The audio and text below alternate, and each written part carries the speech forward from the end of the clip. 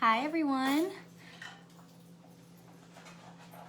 All right, this is my first time to live, so bear with me. Hopefully everything's working right. My name's Madison Eveland. I'm a court advocate here at the WCA, and I'm working from home at my kitchen table, so I apologize if you guys hear some dogs.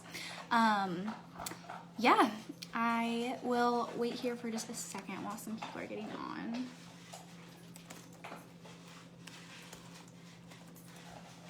But I know some people will obviously watch this later, so just while I'm waiting for a little bit, just wanted to let you guys know some of the services we have in court advocacy. I forget if I didn't mention that already, but I'm a court advocate here at the WCA. Something we do in court advocacy specifically is we help with civil protection orders. Again, sorry about the dogs. So we help people with filing those orders. We help people accompany them to their hearings. If it turns out their orders are granted, we can of course assist people,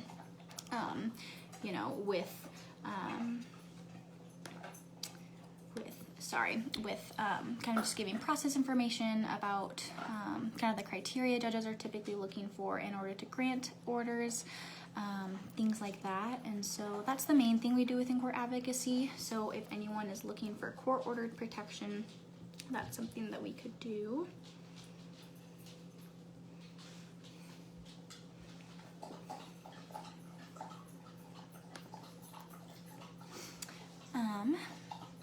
And something else we assist with is helping people with other family law matters. So that could look like helping people with custody or a divorce, whether that's initially filing, whether that is things like guardianship, whether it's, again, from the initial filing phase to the trial phase. Those are things that we can assist with. And again, I'll wait just a couple minutes.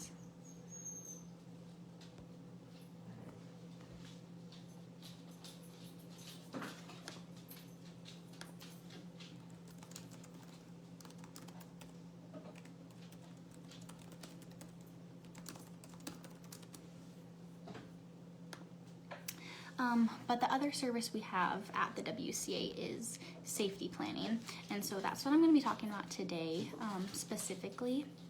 So safety planning in general is just worst case scenario planning, and so that could look like it's personal to everyone. Everyone's safety plan is different, but it could be either kind of preparing for the event of an emergency in case someone needs to leave a situation quickly.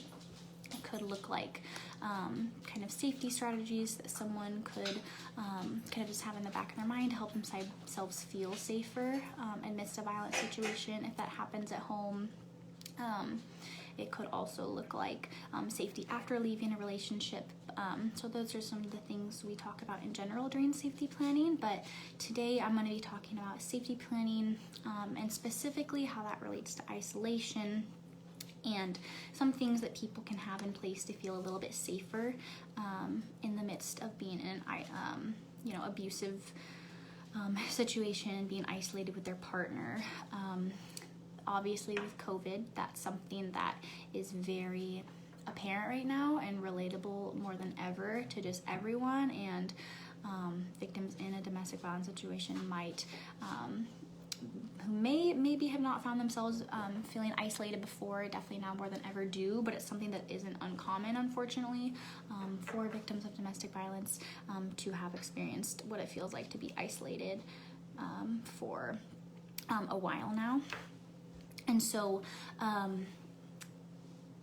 when an abuser is using isolation tactics, it typically doesn't look like right away them saying things like, hey, you can't, you can only spend all your time with me, you can't go see these people. It doesn't start out that way. It usually starts out with seemingly okay or even sweet things like saying like, hey, I just want you to spend all of your time with me, or the people you're gonna go see, like the family members, they're actually not really good to you. You may not notice this, but I do, so you should just stay with me. And hi, Christine.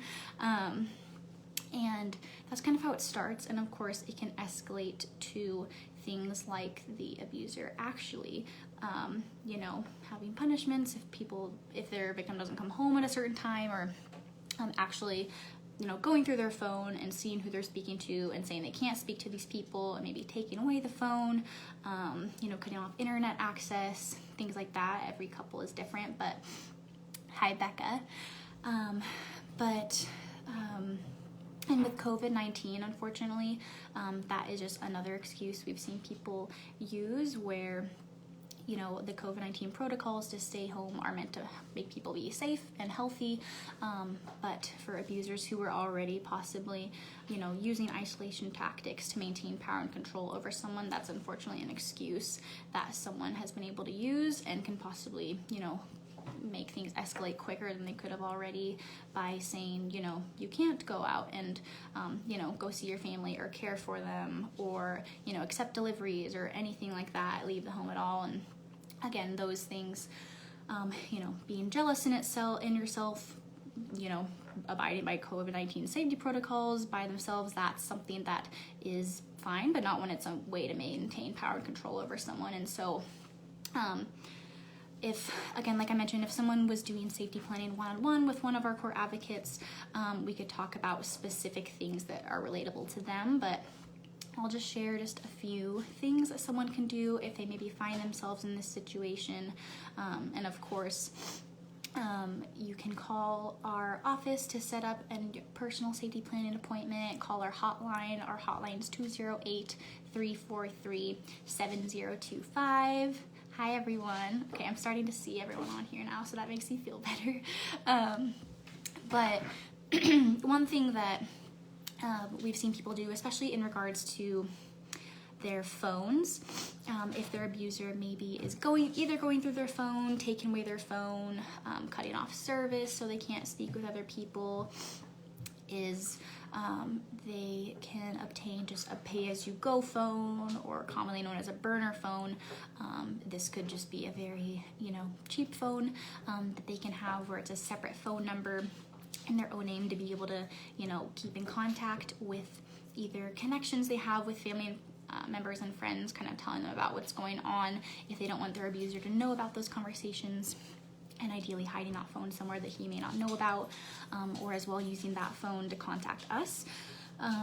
If they didn't maybe have connections here, contacting either the WCA. Again, our hotline is 208-343-7025, or again, Court Advocacy specifically is 208-343-3688, and then extension 200. Something else that we have seen people do is, again, COVID-19, more than anything, we've seen people may even not let the victim get deliveries or letters, and that even could be important things if the victim wanted, you know, to regain independence and not be as isolated, and if they needed things like important documents that they didn't want their abuser to know about, they can use a family member or friend's address, open a P.O. box in their own name, something like that. Hi, everyone.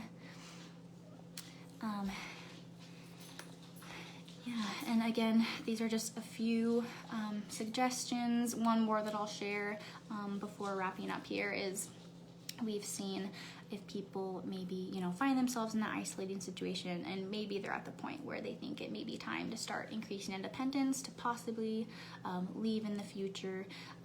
Someone can get small amounts of cash back out to put in their own bank account if maybe the abuser regulates their money and doesn't let them, you know, spend it in ways that they want to, is when they go to Winco or places like that, like grocery stores, they can get small amounts of cash back to start increasing independence. But again, those are just a few things, and there's a lot of other things we could talk with people about specific to their situation. And again, those services, like I mentioned at the beginning of this video, hopefully that was in this live, but we are all still here. We're still having those. They look a little bit different now since they are online, but someone can always just call us to ask about how we're doing those services, whether it be over the phone, over Zoom. A few things we're still doing in person, like I mentioned, civil protection order assistance we're still doing in person, but again, our hotline is 208-343-7025. That's a 24-hour line that it doesn't have to be an emergency to call. People can call if they just have questions about resources, if they just want to reach out and talk to someone. If it is an emergency, that's of course a resource that someone can call. But yeah, that's all I have for this live. Tune back in Wednesday at noon.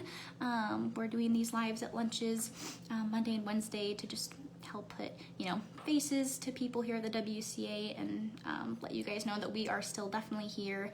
We're trying to reach out and make our services known as much as we can during this time. But thank you guys for watching.